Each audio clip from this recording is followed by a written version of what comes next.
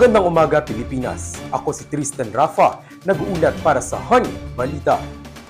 Isang natumbang road sign ang namataan kahapon sa tapat ng UP Integrated School. Narito si Aika Ladina para sa mga detalye. Namataan sa harap ng UP Integrated School ang isang natumbang road sign kahapon, February 17, 2025. Nagkaroon tayo ng pagkakataon na makapanayam ang isang estudyante na nasaksihan umano ang nangyaring aksidente. Sobrang bilis po nung nangyari kahapon at ang lala lang kasi. Ano bang ginagawa sa inyo nung sign? Nananahimik na ho. Sana nag-ingat man lang kayo. At ang malala pa po dito, pagkabangga niya dun sa sign, kumaripas na. At lalo pa talagang binilisan yung papatakbo ng sasakyan niya. Hindi ko na to kaya, sobrang nakakaiyak. Pero shoutout sa mga kapatid ko dyan. Hi Clyde, Sean at Jenna. Sana nanonood kayo. Love you. May dalawang kotseng namataan sa harap ng paaralan sa panahon ng aksidente.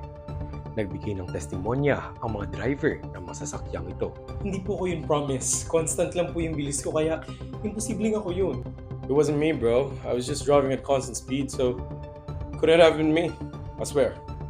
Promise, dude, I got you. Maliban sa kanilang mga testimonya, bakas sa kalsada ang naiwang oil droplets ng kanilang mga sasakyan.